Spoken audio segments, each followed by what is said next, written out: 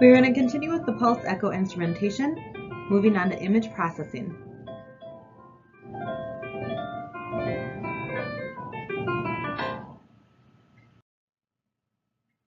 So we left off the last lecture talking about the memory and the scan converter. And we had also mentioned at that point that the memory/scan converter is responsible for writing information and then storing that information. So we have some more topics to go over under the writing the information or the image processing part that the memory takes care of. Because the memory is responsible for writing and reading, there are certain things that can only happen during the writing process or during the reading process. Writing is also known as the pre-processing side of things, and read is known as the post-processing. So once you hit that freeze button, you switch from pre-processing to post-processing. Pre-processing has a lot of features, contemporary features that we are going to go over in this lecture, including harmonics, magnification, spatial compounding, edge enhancement, something called elastography. Lots of new things that our machines can do all happen in this pre-processing stage before it is stored in the memory or the post-processing part. First, we are going to cover those pre-processing techniques. Most of them are sonographer controlled. It's important to note too that once you change any of the pre-processing controls, then the image that is coming back is forever changed. It is never going to be that original information that came into the computer. Post-processing on the other side is reversible, also sonographer controlled, and is going to happen after you hit that freeze button. So one of the pre-processing techniques that we use a lot in ultrasound is magnification, also known as zoom. When we magnify something or zoom up on it, we improve the visualization of that structure. So it is going to be an enlargement of the portion of the image that we want to fill that entire screen. When we select an area to zoom up on, it is called the region of interest, or ROI. There are two forms of magnification, one being right magnification and the second being read magnification. If you've been following along with everything I've been saying so far, you can probably already guess that right magnification happens during pre-processing and read magnification happens during post-processing. We'll go over the difference between the two. So right magnification is applied to the data during the acquisition, but before it is stored, so before we hit that freeze button. So as we are scanning, our system puts an image up on the display,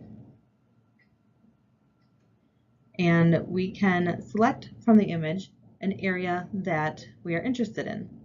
So let's say I wanted to zoom in on her eye. So I'm going to put my region of interest box around her eye, and then I'm going to tell the machine to perform right magnification. So now the machine is using all of the scan lines, all of the pixels, to now show me this area of interest that I have requested. I'm getting very, very good detail. All the other information has been discarded except for what's in that region of interest. The machine is using more pixels to display a smaller area, so my spatial resolution has improved greatly. Again, this is all happening while the machine is still acquiring that information, but it's now only acquiring information from the area I selected using all the scan lines, all the pixels for that one area. So let's use this dog's nose as an example, again, of right zoom. Say I want to zoom up on his nostril. So I'm going to put my region of interest in, and I'm going to hit my zoom again.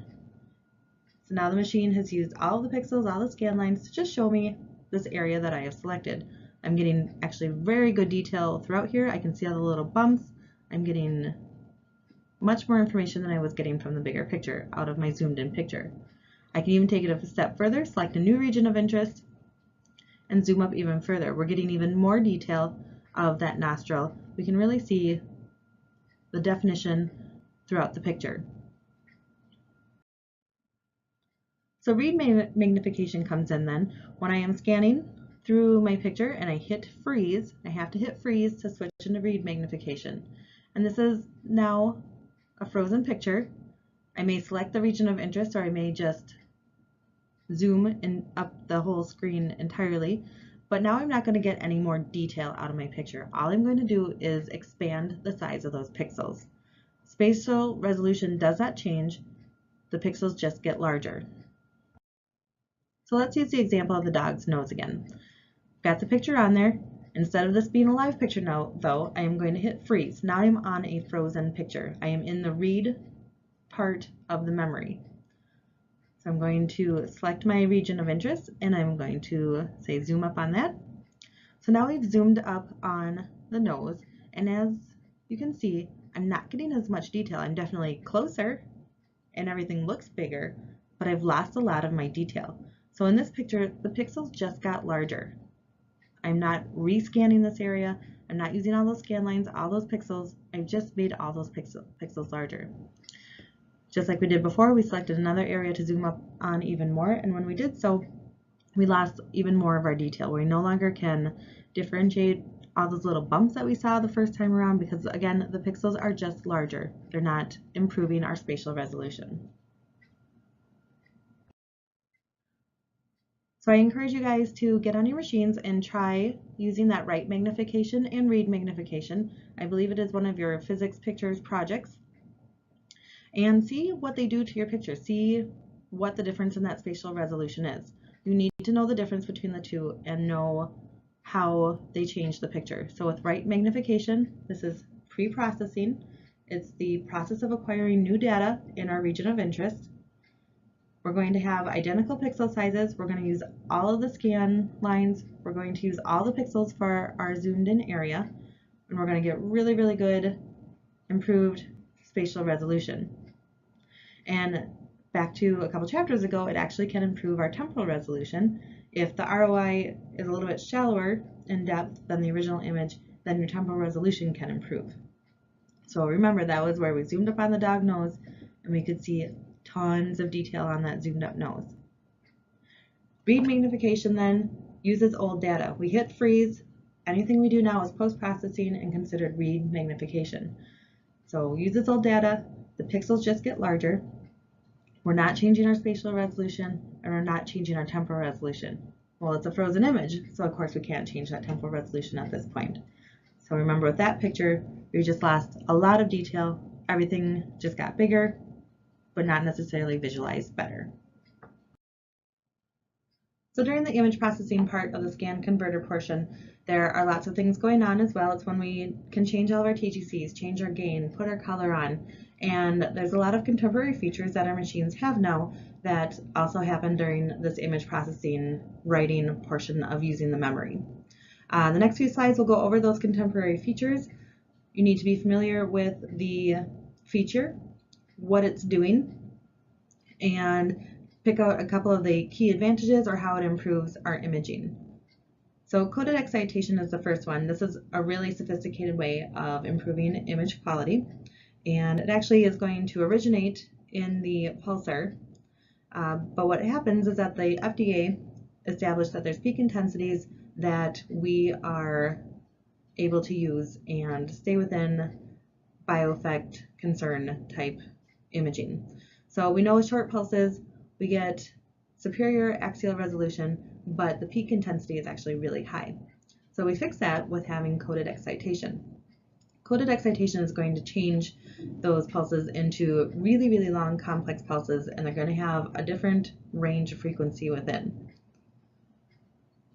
With that coded excitation, the machine is able to mathematically apply some techniques that are going to decode the echoes as they return, and they're going to provide us with superior imaging. Because that coded excitation is put in there, that high peak intensity is now distributed over the frequencies, causing less concern for bioeffects. Know for the advantages for coded excitation, know that there's a higher signal to noise ratio, that we're getting better axial resolution, better spatial resolution, better contrast resolution, and we're getting deeper penetration. So with coded excitation, we're just improving our pictures all around and reducing bioeffects.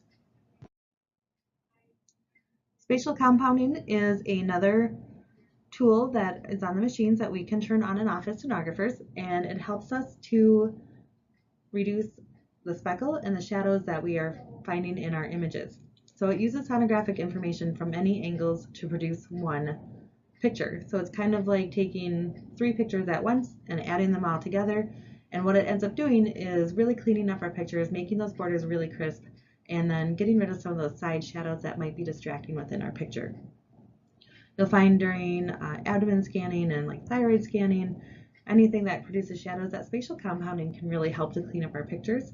But when we switch over to like breast imaging, those shadows behind breast nodules actually help us to diagnose those breast masses. So sometimes we want to be able to turn that spatial compounding off. So make sure when you're on machine, you know how to find the spatial compounding button. When we do use spatial compounding, it does reduce that temporal resolution because, as you can see in the diagram on the bottom of the slide, there are 3 different pulses going out, 1 directly down and 2 steered in different directions. So of course, the more pulses that we're using to create an image, then we know that our temporal resolution decreases. And this is only available on a certain transducers. It needs to be an array transducer, and they have to have electronic steering. You may have noticed if you pull out one of the linear probes that you can see like little triangles going through your image. That's kind of the spatial compounding kind of figuring itself out and figuring out what it needs to do to make better pictures. Frequency compounding then is kind of similar to what we learned with bandwidth, where we're using different frequencies to create, get the echoes back from certain levels within our picture, where we use high frequencies for the shallow parts, low frequencies for the deeper parts. The nice part about this is that it is all compounded together in the machine, and it helps just to balance out the pictures, get that penetration that we need to get all the way through structures, and make a very smooth picture. Another feature that our machines have is called edge enhancement. And edge enhancement is just going to make the picture look sharper in general. So what is going to happen, the machine will recognize that there is a stark difference between 2 reflectors. And when we increase our edge enhancement, it's going to add very subtle bright and dark highlights on either side of those boundaries that are very high. So that's going to improve the contrast at those boundaries. We've got a few examples on the side here. You can see in the non-edge enhanced picture, everything's kind of a even toned gray. In our enhanced side, we can see that there are just those really subtle dark lines and bright lines adding to the edge enhancement. Just brings out the sharpness of the picture. Again, original grayscale picture of the airplane engine, adding severe edge enhancement, or just the whites are getting just a little bit brighter. We can tell there's a lot more of a difference like right in here around the engine base. Again, adding in those subtle highlights and lowlights. Another feature that our machines have is called temporal compounding, and this is actually pretty similar to spatial compounding, where we were basically layering 3 different echoes that were steered in different directions onto one another. Well, with temporal compounding, we take 3 of the same pictures over time and layer those upon one another. Temporal compounding has a couple different names. Know these: is persistence and temporal averaging. And what it's going to do is hold on to a couple frames prior, and it's going to put about 2 to 3 of them overlapping one another. So the frames are superimposed upon one another, and out of that we're going to get a much smoother image. We're going to reduce the noise. We get a higher signal to noise ratio, and we just kind of improve the overall quality of the picture. Again, like spatial compounding, when we use temporal compounding, we're going to reduce our temporal resolution because now we are including information from 3 slides into 1. And all of these images are going to be collected from the same angle. So they truly are pretty much the same picture, just layered upon one another to help us get a little bit more clearer information. This is really helpful when we are looking at vessels, as the picture shows. You can have a picture without persistence and we're not getting very good color fill through the vessel. But if we turn on persistence or temporal compounding, all the color fill that has been recorded in the slides prior to it gets superimposed upon one another. Therefore, we get much better color fill in our vessel. So fill-in interpolation is something that the machines are just kind of built with nowadays. But this also, again, happens during the scan converting phase. So we had talked about before, when we have our scan lines coming down, especially in our sector images, as it gets to the deeper part of our sector images, the scan lines start to diverge, and now we're going to have these gaps that sit in between our scan lines. So fill-in interpolation basically guesses based on what this scan line found and what this scan line found, what should be displayed in between here. So the computer predicts what gray value is missing from in between the scan lines and fills it in. The interpolation has gotten so good that we really don't notice it at all with our human eyes while we are scanning, and it has also replaced the need for increased line density. So without that increased line density, now we are improving our temporal frame rate. So fill-in interpolation reduces the need for line density increasing because the computer is going to guess what should be in between those scan lines. Elastography is a newer technology that is starting to become a little bit more mainstream in the general departments. Elastography is used to show how stiff a tissue is, and this is going to be based on the mechanical properties of sound and force. When we use elastography, it's called an elastogram.